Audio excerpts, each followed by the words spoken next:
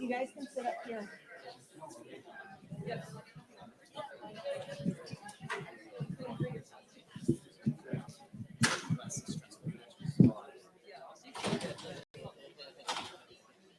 Ready to go? No. Keep the movement. So we're ready to go? Okay. All right, thanks for your patience as things were getting set up. Welcome everyone to this session, specifically taking action to protect tribal communities impacted by pesticides and agricultural practices. I was inspired by working with a number of individuals on things that they could do, whether they had a program or not. So hopefully this inspires you to make connections and do some things that might be a little bit more practical. Let's see how we switching the slides. Next slide. So I'm honored to introduce our three panelists. So to your far right, we've got Mr. Paul Ryan from the California Department of Pesticide Regulation, and he's the Tribal Liaison for that agency. In the middle, we've got Jeremy Phillips from the Salt River Pima Maricopa Indian Community. And then on your left, we've got Camilo Perez from the Quetzal Indian Tribe. And so my name is Susan Morales. I work with the EPA and the Pesticides Program. I am sharing the moderating duties with Peter Earley. So thanks again for coming. Next slide.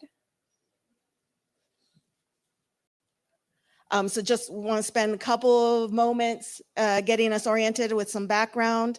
So EPA is responsible for the regulation and use of sale of pesticides under the Federal Insecticide, Fungicide, and Rodenticide Act, which we refer to as FIFRA, which I'm probably guessing you might have heard of. Pesticides are basically any substance where there's claims and intention for preventing, destroying, repelling, coercing, mitigating pests. And states, tribes, and the federal government and territories have a role in that. And a special note is that tribes, because they don't have like primacy through the law, a lot of their work is done through ordinances and code development, especially with regards to enforcement. Next slide. And the activities, as you can imagine, range from not just oversight, but worker safety, integrated pest management, grant management, dealing with pollinators, certification of applicators. So there's a number of things that happen when you're dealing with the whole pesticide program. Next slide. So EPA Region 9 has issued about a little over 3.8 million to the 4 states, 9 tribal programs, and 3 territories this past fiscal year. We often have special project funding. A couple of them have been for pollinator projects, some hazardous waste roundup, household hazardous waste roundup with regards to like pesticide products. And then also integrated pest management projects are common. And then also EPA works to process certifications for applicators on tribal lands. So there were 61 done last fiscal year. Next slide. So just to orient you, so Salt River is in the greater metropolitan area adjacent to Phoenix, right there in the middle of Arizona. Next slide. The Quetzal tribe is off in the corner, the southwest corner. And the nice thing about this visual, if you can actually see it a little bit, so it shows a lot of the checkerboard aspects of the tribal lands there, which create unique issues for managing pesticides. Next slide. And then the state of California, as you can imagine, has different zones. The unique thing about California is they really work with their county ag commissioners. So there's 55 ag commissioners working in 58 counties, overseeing on the field kind of activities, inspections for pesticide regulations. Then than working with the state and the feds. So with that, next slide. We're going to have questions that we're going to pepper the panel with, and Peter's going to take over. Don't worry, they're easy questions. No, I'm just kidding. So yes, we have some drafted questions for our panelists. Just to remind our panelists, since we are a little pressed for time, try to keep it within 5 minutes max. Next slide. Agricultural areas are often next door to homes, schools, or businesses. Pesticides can drift off the intended area. What are ways a person can protect themselves from exposure, and who do you report concerns to? We can start with you, Camilo. Well, Peter, in my case, I ensure that our applicators are using buffer zones. I do make sure to educate school staff, janitorial staff working at the school. Also, timely information. If by any reason they would be applying something, I would inform the school immediately. Proper ventilation is recommended for them, and also IPM, which it's been a huge tool for us. Yes, within our community, which is Salt River, we're located in between Scottsdale, Mesa, Tempe, and Fountain Hill. So a lot of times drifting can be an issue or concern to outside communities. So what we usually implement in our community is a buffer zones, and that's basically an area between the field and the houses. So we usually implement, I think it's probably about 25 to 30 feet buffer zone between the field and the houses. Another thing that we also do is we've knocked down our wind speed. I guess it would be like if the wind speeds exceed 5 miles or more, the farmers know to stop their applications. And then we also make sure the farmers use a technology called electrostatic sprayers. So those are used out in the community to prevent drifting. Another thing that we also do is in our community, we have 3 tribal schools and 3 public schools. And in those schools, we implement integrated pest management. So that's another way that we knock down the use of pesticides in our tribal schools as well as our public schools.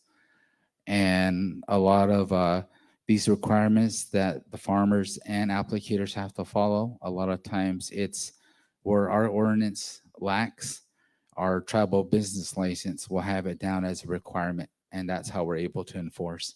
Thank you. Oh boy, I really hate microphones because they sound a lot louder. I usually speak with a very loud voice. Am I too loud? Okay, good. So in California, you know, a lot of times when I go to, we follow FIFRA, but also California has a registration system for pesticides. So every pesticide that's coming in goes through an evaluation process here in California. There are pesticides that are being used here in California or in other parts of the United States that are not used here in California. And part of that is because of what this is. They have set standards for pesticides coming in, and then they put in. So to answer the question, one of the ways is a lot of the labels coming into California do put in buffer zones, wind speed restrictions, based on some of the problems that we've had here with home schools or businesses. I work in the enforcement portion of CDPR. So I go out and I regulate these types of investigations, and also a part of the process in putting things in place. I could tell you a lot of growers, especially where there are schools involved with hydrostatic sprayers. If you've ever seen a hydrostatic sprayer, it's very visual. So a lot of growers, especially around schools, will not use that type of application or applications period because it's just asking for trouble. Within California, if you are a person that lives around that type of area where there's a lot of agriculture going on, I highly suggest you have a conversation with your agricultural commissioner. The same with tribes. That'll be your first starting point. You know, depending on the type of pesticide, there are different regulations that are in place, especially with restricted pesticides where a notice of intent has to be filed anywhere from 24 to 72 hours in advance. There's also there are different standards that DPR suggests for counties that are buffer zones, things put in place to help mitigate some of the drifts that could or may happen. Next slide. Alrighty. What suggestions do you have to help protect children from pesticide exposure when they are traveling to or from school, or when they are at school and those schools are right next to orchards, or crops? Well, Peter, in Quetzal, anything from no pesticides are allowed to apply near school campus from 6 a.m. to 6 p.m. in the afternoon. After that, they can go ahead and do their applications. Also, there's a wind restriction. They can only apply when the wind is 10 miles per hour or below. Also, once again, I do make sure that the school staff it's informed if they're applying pesticides. I make sure that they're indoors. I create what we call an sealed environment to make sure that they're protected, but by meaning that they get notified if nearby they're going to be applying pesticides, so they stay inside their house. Also, if by any reason they're going to go outside, and in our case, the agricultural land could be from where I'm sitting to where that chair is in front of me. I recommend for them to use long sleeve pants if they're going to be outside. I also recommend to them to wash hands, face, just to make sure that they wash any dust they might get in their property. I make sure that they properly store and handle food, especially being so close to the agricultural land as well. Children and pets, well, they're not allowed to go out when applications are taking place. And normally that's one of the main things that I look while monitoring pesticide applications or conducting applications. And keep in mind that they could be using general use pesticides or restrictive use pesticides. Another thing that I do, I encourage or the community members to utilize IPM. And that's all I have. Thank you. Out in Salt River, we usually require 24-hour notice. So if we do get notices for applications around the school, we're usually notified 24 hours ahead of time. And then we also give our tribal schools as well as our private schools the notification. We give them a copy of the label, the SDS sheet, what's being applied to what crop. And we also forward that information to our police department and our fire department, as well as before this happens at the beginning of the school year. We also do a small educational pesticide safety outreach with the schools, the staff, the employees, and we also talk about our pesticide hotline, which community members can call if they have a pesticide concern, a smell, or an issue. They can call that number directly and they'll go to our office, as well as our pesticide email. We do have a pesticide email site that they could also send us an email and we can get that directly. Another thing that we also do is when they are applying restricted use or general use pesticides around our schools, we usually have the school kids stay inside, and the school staff will turn around and have the kids do their PE exercise out in the tribal gym. So that's one of the things we also do. And then even with they're having lunch, we do have some seating outside, but we usually keep the kids inside the school cafeteria. And those are some of the things that we also do throughout the community. And a big thing is from 6 in the morning to 9 o'clock in the morning, we don't allow any applications around the school bus areas or where school kids might congregate, or if they're walking to the bus area. We don't allow any applications there. After 9, when all the school buses are off the reservation and the kids are in school, then that's when we allow the application to happen. And again, our ordinance doesn't really have that wording in there yet, but we use a lot of our tribal business license, and we put that under there as a requirement, and we make sure when we do sign new leases with the farmers that they understand that requirement. Thank you. Everything they said. I don't want to repeat it, but that's all good advice. California has a pretty unique system, especially with restricted use pesticides. We have a permitting system. In order to use a restricted use pesticide in California, you have to have a restricted use material permit.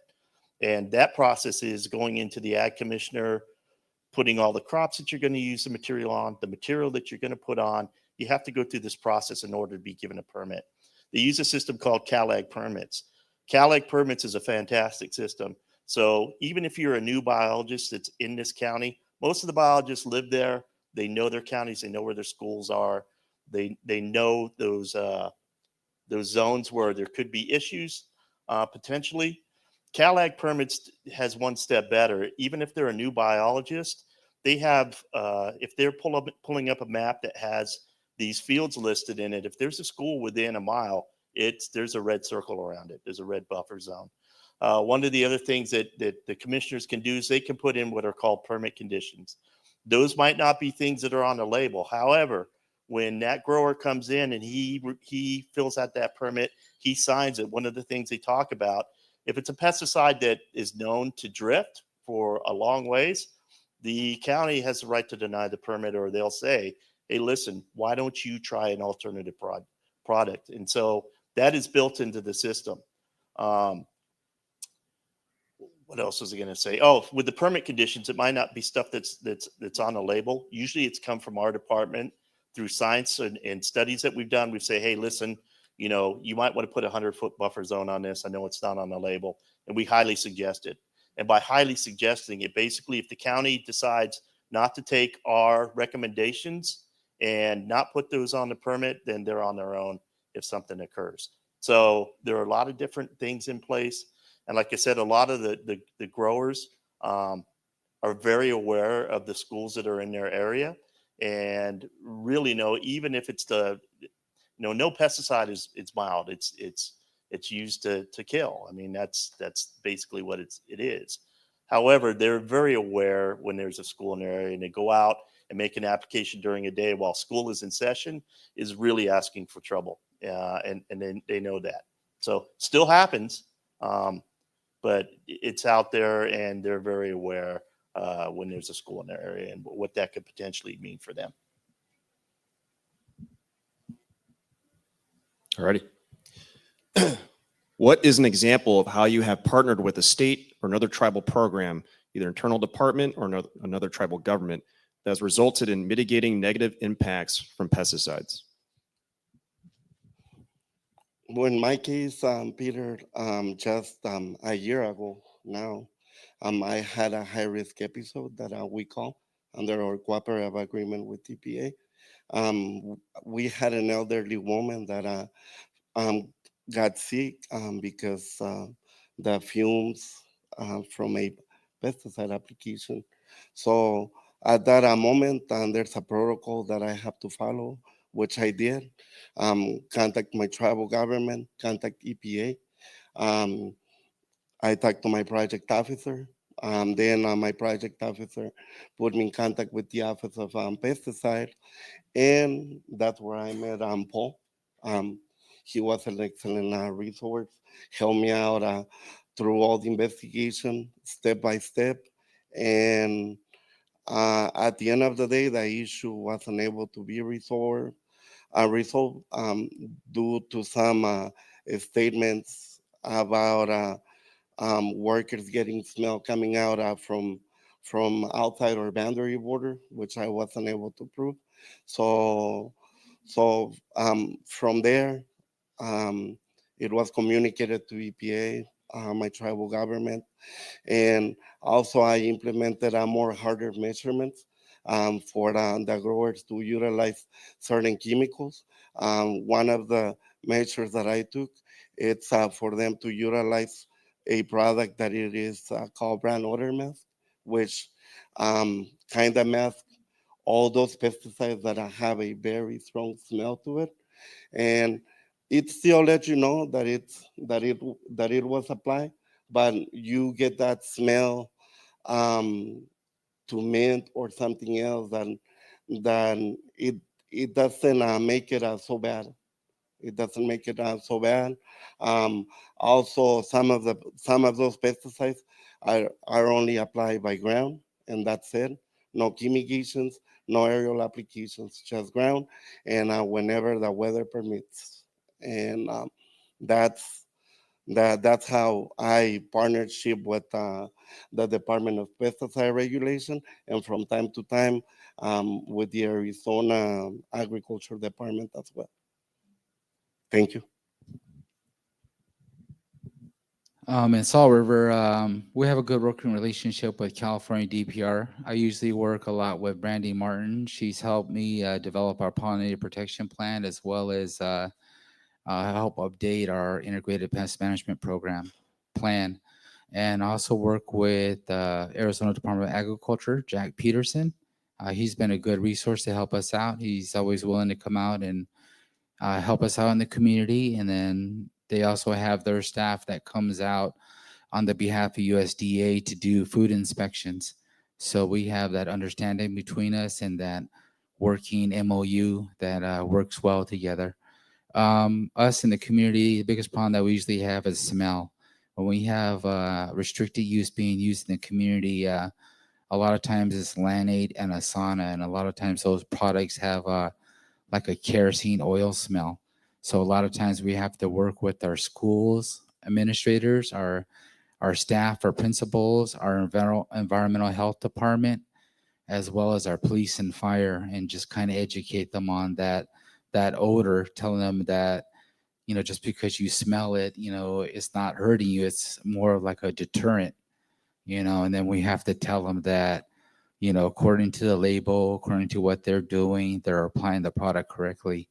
That's always an ongoing education, you know. And a lot of us that work within Indian communities, we know that if we get complaints and sometimes a community member doesn't agree with you, then next thing you know, you'll be getting a call from a councilman or one of your chair people. So that's why in Salt River, we try to do our best to alleviate the problem and find a solution. Another good resource that we also use, and I think she's in the back, we also, if we have any questions or concerns, or we attend a lot of her trainings. Her name is Africa. I think I'm saying her last name right, Dermaine. She's with Intertribal Council of Arizona. She's kind of in the middle right there, but we do go to a lot of her trainings, and we do attend a lot of her educational seminars, and that seems to help us out a lot, as well as working with Camilo from the Quechan tribe. Thank you. These guys bring up a good point. Something Camilo and I were talking about before the presentation is, you know, the biggest learning curve for me was understanding that working with tribes, you're working with another government. And even the person that you're working with doesn't have the authority half the time to put forth some of the recommendations they may give or try and work them through the process. You know, in Northern California, up in Humboldt County, the Yurok sued a company out of Scotland that has dams up there. They own these dams. Long story short, these dams are coming out. So part of that settlement, the Yurok have been able to go in and take out the vegetation there that doesn't belong there, invasive weeds, and put in native vegetation. However, for a long time, they were kind of under the radar. They were doing applications. They were doing the right things. They were, you know, part of the process in California. When you use pesticides, you have to report it. So they reported it, and the commissioner in that county said, "Whoa, who are these guys?" And it turned into a pretty challenging situation for not only my agency, but for the UROC as well as the county. Part of the work they were doing required them to become a pest control business. There are things that the state wants out of a entity that wants to become a pest control business, and quite frankly, part of it was becoming a corporation. The tribe was really uncomfortable with doing that. Long story short, I worked with their environmental program manager, and this took about a year. We figured out a way to have their process go forward without requiring them to become a pest control business. But in the end, we were able to kind of fit a square peg in a round hole. It wasn't a perfect fit, but it was a fit. And the way that this was mitigating any negative impacts, even if they weren't doing anything wrong, they were now, the one thing they wanted to be was visible, right? They weren't trying to hide anything. The other part of this process is they were working on private property. When I initially called them and was speaking to them, I said, well, where are you guys working? Hoping they would say it was tribal property.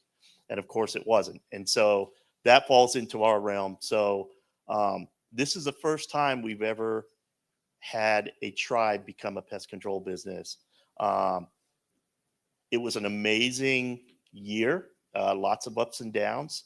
There was a lot of, to be quite frank, there was a lot of money on the line for this tribe. And without kind of getting this process in place, they're now in a project for 10 years, and they're doing it. They're visible. The county knows they're there. And California has been, I've never had a block put in place with my agency. That's a fact. I've been doing this for 11 years with tribes. I've never had a director, my boss tell me, no, we can't do that. We can't do the work, this process. They've always been very open. And I've been thankful for that, because it's been given me the freedom to kind of do some things and work some situations without a whole lot of too many people being involved in it, just the right people. And again, learning the process of everything you can put in place, you still have to go through the tribal government to make things happen. Alrighty. Okay. Any advice or suggested resources for other tribal programs dealing with agricultural or structural pest issues, especially those that may not have a staff pesticide program? Camila?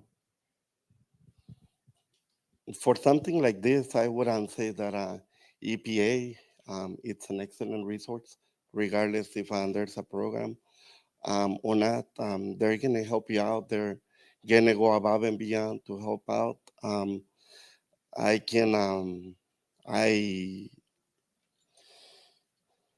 I know, because they've been there for the Quetzal Indian tribe. They've been there for my program. Also, you have your local extensions, UC Davis, and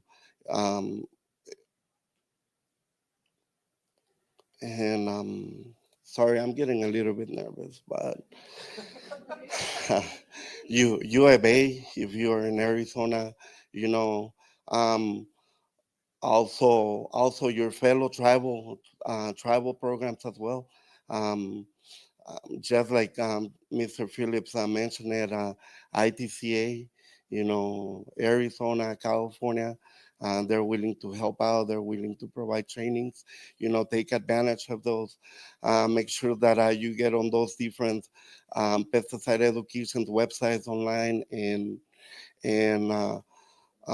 share them with your community. That's the best tool that you can give them to them, that knowledge, so they can protect from the pesticides, so they can protect from those household products that they use at home. Thank you. I guess one of the things you can probably do is talk to your GAP officer. If you guys do have a GAP program, and then maybe under GAP, you can use some of that money to help develop a pesticide enforcement program. Another thing that you can also do is for us in Arizona, again, we use the University of Arizona Extension. We also use Arizona Department of Agriculture, and we also use Intertribal Council of Arizona. Again, that's Africa's group. They are located in Phoenix, so we do use those as we do use her as a reference and a source to help us out. Another thing too is within Arizona, we have communities that are close to each other. I'm close to Gila River, Ak-Chin. Tonoatham is 2 hours down the 2.5 hours down the road, and Camilo is about 2 hours away. And I also have a Navajo Nation, so we kind of all use each other as a resource. And again, I also reach out to the states and even to the California DPR. Another big thing is maybe just talking to the pesticide group within the Region 9 and seeing if what are the possibilities of having a program, or what are the possibilities of maybe getting federal credentials where you're able to do enforcement on your own community.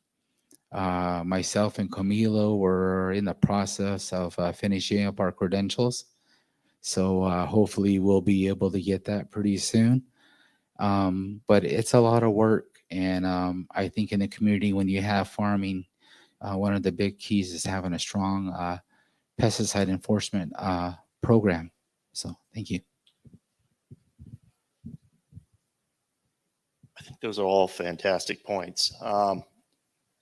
In California, we recognize federally as non-federally recognized tribes. We don't differentiate. So, one of the things that I've done is the tribal representative has gone to the ag commissioners, because that's usually where everything starts as far as complaints. They're the ones running the program. We oversee it. Part of my job is as an inspector, as I go out and review their program. Also, we do illness investigations. So my first advice would be read the label. If there's anything you can tell anybody in your community that's going to help, that's number one. And the reason I say that is because I see all the illness investigations that come in for my particular area. I've had almost every county in Northern California, which is 36, 37. I think I've had 34, 33. If you were to guess, what percentage of agriculture versus structural at-home pesticide use, what do you think would be the percentage of incidents, ag versus in-home use? It's 80-20. It's 80 in-home, because I can't tell you how many illness reports I've seen where one bug bomb will do, but let's use 9, right? Mixing bleach and something else I see it all the time. So the majority is read the label. Even in the ag part of our interactions, our number one violation are label violations, because they're not wearing something that was on the label. They're not doing something that was on the label. And to be honest with you, before I started at this department, even at home, like I use Roundup, I look at the mixed directions and that's it. I don't look at the rest of the stuff. So it's very important to read the label, especially in California. For us in California, if you're a tribe, EPA is a good resource, but also, like I said, I've never had a roadblock. Reach out. CDPR has a very good social media presence. They have YouTube, they have Facebook, and our website's really good. There's a lot of resources there as far as pamphlets that talk about home use, what to do in a situation, what to do if you have pesticide on you. So there's a lot of good resources out there. And I just wanted to say one more thing. In Salt River, we have pamphlets, read the label first pamphlets, how to deal with bed bugs, how to deal with head lice, proper disposal of pesticides. One of our biggest problems that we have out here within our community is we have a Home Depot and a Walmart. And a lot of times when they sell the twin packs, community member will go in there and they're looking for a small bottle of Roundup. But when they see a twin pack of 2 gallons of Roundup, for $8 or something, they'll go and buy that. And next thing you know, they start having a stockpile of products at home, and then they start getting old, and then 2 years will pass and it's still sitting there. So we just had our HHW event, which is our household hazardous waste event, on the 21st. And we collected over 500 pounds of pesticide, chlorine tablets, fungicides, and a lot of swimming pool products. Alrighty. So with that being said, thank you to our panelists for answering and providing their input. Appreciate you for attending.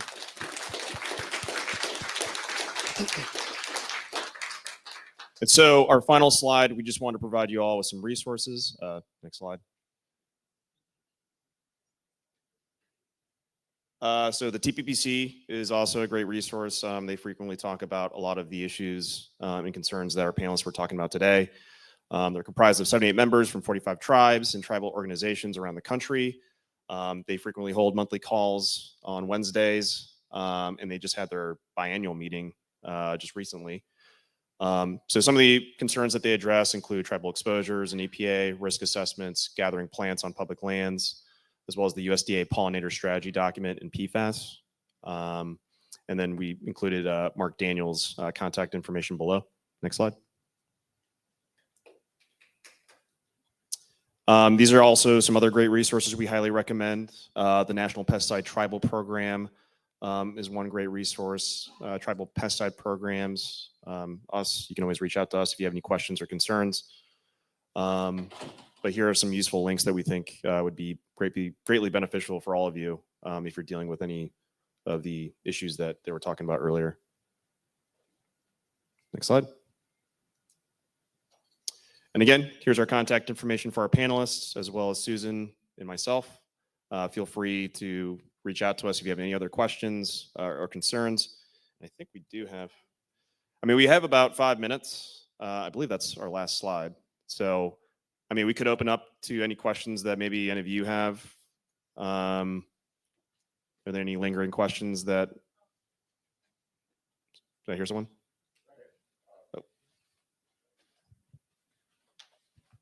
My name is Deborah Alta. I'm from the White Mountain Apache tribe.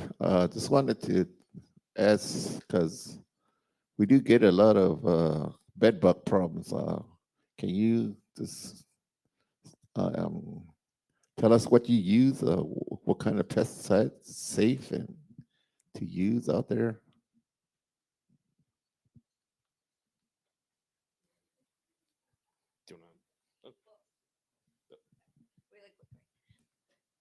Hi, my name is Fabiola Estrada, and I'm the manager for the pesticide section, EPA Region 9.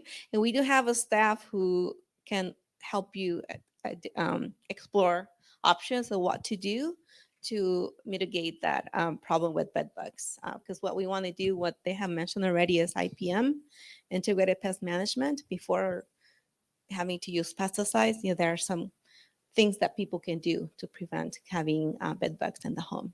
So I could get your information, and I could be in contact with the staff person. Not just bed bugs, but roaches. Yeah. Bees, because you're talking a lot about agriculture, farming. We deal with housing issues, low-income families, Right. How to control these little pests and what to use, and so I'm sitting here thinking somebody's going to mention some housing projects, but that's what we're doing. Okay. How do we, abate those issues and use safe products, because we have children in these things. Yeah, and something else is that our program has partnered with ITCA to host IPM workshops. So we can look into adding a session on those issues as well. And I'll let the panelists. I think Jeremy, right? You can speak on that. I think one of the things we do out in Salt River is we have our senior meetings every first Wednesday of the month. And, you guys are more than welcome to attend our meetings. And a lot of times our seniors will bring up issues and concerns they have. A lot of times it's about pesticides. It's about, when they say they use products at home that says, will kill, and then it ends up not doing anything, then we try to tell them another part of it is also IPM, but also doing your daily upkeep of your house, making sure your house is clean, making sure there's not clothes laying around, making sure when you're dealing with bed bug issues to make sure you eradicate everything that you see. If you do like 3 rooms and then there's 1 bedroom left, in a month or so, they're going to move back over again. So that's a lot of what we do. And again, in our community, we have to find those solutions. We have to find answers, because if we don't, then, we can have a community member come over to our house, knock on the door, or we can have our VP, our president, come over and saying, hey, these guys are asking questions. So that's why we, at Salt River, we kind of always pride ourselves on finding a solution. And I have an excellent director as well as an excellent staff that I work with. So we're able to, find a solution. And again, in Arizona, we work a lot with Intertribal Council of Arizona as well as the other tribes within Arizona. Thank you. We have a question online. A question came in the chat. It says, is anyone using drift catchers or drift cards to determine air quality impacts?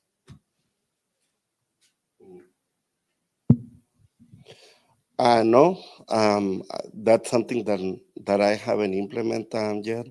I'm still developing my program, and it's something that I'm planning to do. So once I start using it, whoever is interested on finding out how it's going, my contact information is out there. Thank you. Jeremy. Yeah, within our community, our air quality program is looking into that. Currently, for us, we do use drift cards. If we monitor restricted use, we usually have specific areas where we think there might be a potential for drift. A lot of times it's around houses. So we do lay down drift cards as part of our inspection. And another thing that we also do, again, is just a lot of education and outreach with the communities. The answer for CDPR is yes. They're constantly doing air quality, especially in the Central Valley. Where they're at, I couldn't tell you. I guarantee you, if you go on our website, though, you can find all that information. I don't want to talk out of school because that's not my, that's not the part of CDPR that I work for, but I do know that we do air quality measurements all the time, constantly.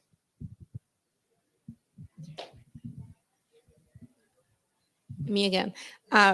I know you heard a lot of great advice, but I think Peter already mentioned he's our tribal liaison out of EPA Region 9 pesticide section. So if you want to write down his contact information, and then we can coordinate back in the office who should follow up with you. So just get his email and phone number. That is me. So yeah, we'll do one more. Okay.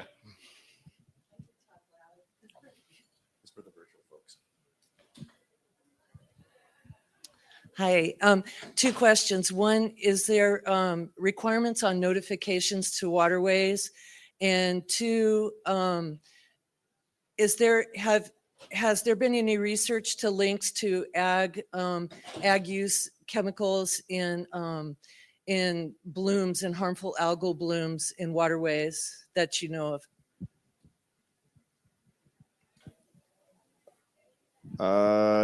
I'm not too familiar with that, but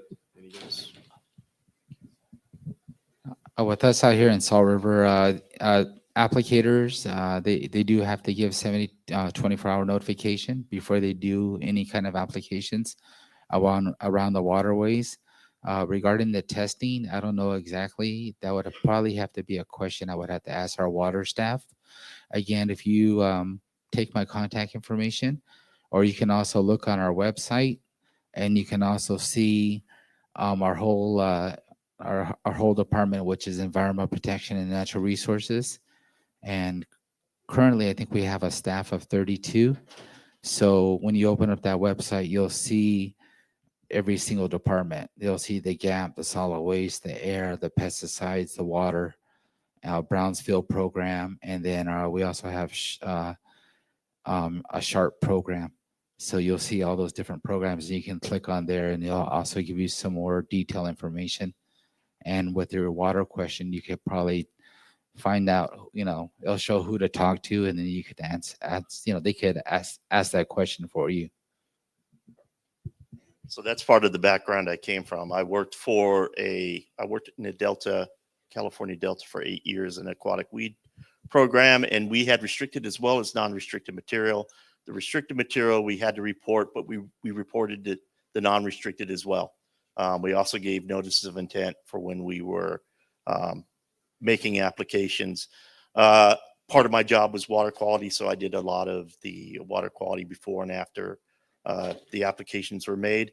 As far as the algal bloom, I'm sure there's somebody doing it. I just couldn't tell you who. It wasn't us.